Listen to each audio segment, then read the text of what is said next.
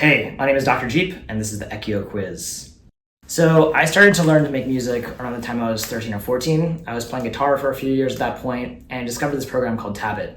And Tabit was a program where you could get guitar tabs and it would play back to you in MIDI. It would also play back all the other instruments back in MIDI too, so bass, drums, etc. So you could tab out full songs by bands and people could learn them by nature of this program. And you could also write original music on it. And so there was a community, like a forum of people that use the program that often would give each other advice or feedback on each other's tracks. So for example, like, oh, I think if you change the beat pattern to this more like dum-cha kind of beat pattern, it might be more engaging. Or what if you added like, these chords here to make it, the song feel fuller, things of that nature. And so while I didn't really have any like actual mentors when I was growing up, I think this community of people kind of acted almost like as if like a group mentoring session where everyone was there and willing to like help each other out and like make the best music possible. So this was actually kind of recent. I played a music festival in June, and it was a festival where the rest of the lineup was very like, forward-thinking, like serious, intellectual, psychedelic music.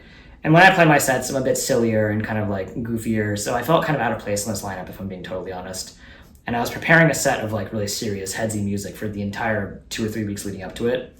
And in the car ride up to the festival, a friend of mine named Liv Wu-Tang, she basically advised me to kind of throw my plan away and just be myself, because the festival books you for who you are. They're not expecting you to, play something else just because it's like the vibe of the festival.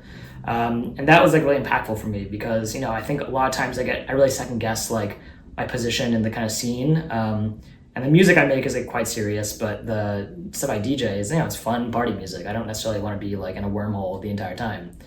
And so I ended up playing a very fun, goofy, silly set, and people really responded well to that.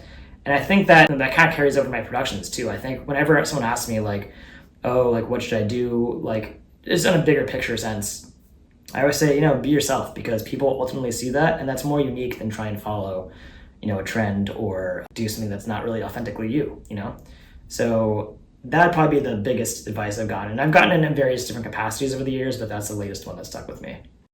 So in my opinion, good music feedback takes into account what the person specifically wants, feedback on. So for example, if someone asks me, what do you think of this track? I might counter and say, what is it specifically that you're wanting to get feedback on? Is it the structure of the track? Is it the catchiness of the hook? Is it, is there an element missing?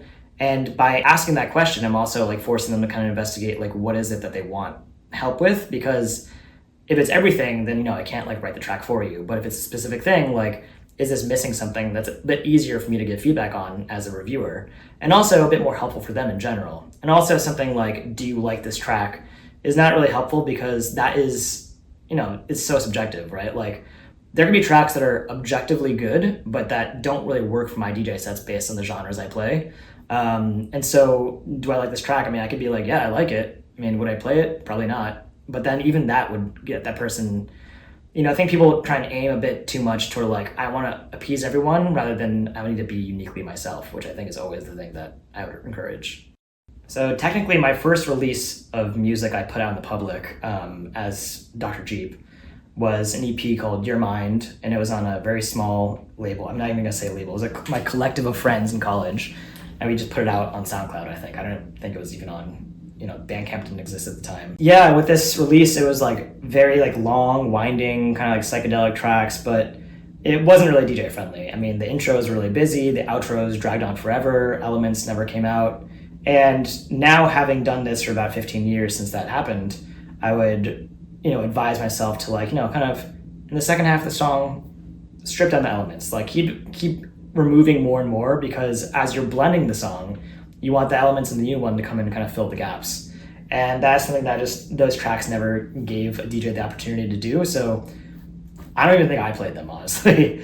And that happened with the first few releases of mine, where it was like always really, really busy. And then I kind of learned to strip it back and become a bit more minimal. So I have a lot of production heroes. One in particular is Object. I really love how all of his tracks are super engaging almost the entire time. There's never a moment where I'm feeling like, oh, there's elements missing here, or it feels kind of empty. He was really good at like filling the space between sounds, and just amazing at sound design in general, which is something I'd like to be better at. I think when we've met in person, like we both kind of like nerd out over similar things. And so just having the time to like really get super dorky about music and sound design and sampling and all that would be great. So my object that I couldn't live without is these dinky headphones right here, because my room is very bad shape acoustically. And so when I'm making music on these speakers, I can't really even hear the bass most of the time. So I use these to reference. And also they allow me to like make music on the go, which is something I kind of do often.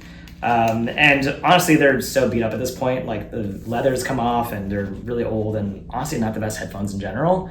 But I've gotten so used to them that I really know how music is supposed to sound with them. And whenever I've tried new headphones, it just hasn't really been the same. So I clearly do not have any gear. I work all in the box in Ableton. So I'm gonna have to say this.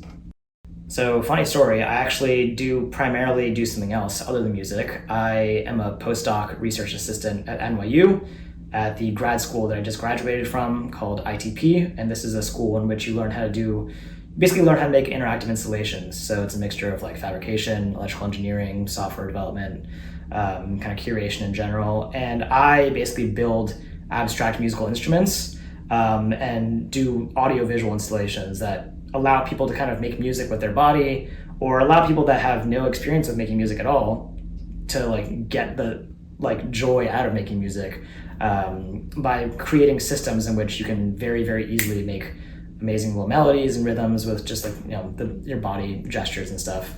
And I really love it. It's like one of my great passions in life. And even if I stopped making music entirely tomorrow, I would get much fulfillment out of that. This has been Dr. Jeep and my Echio Quiz.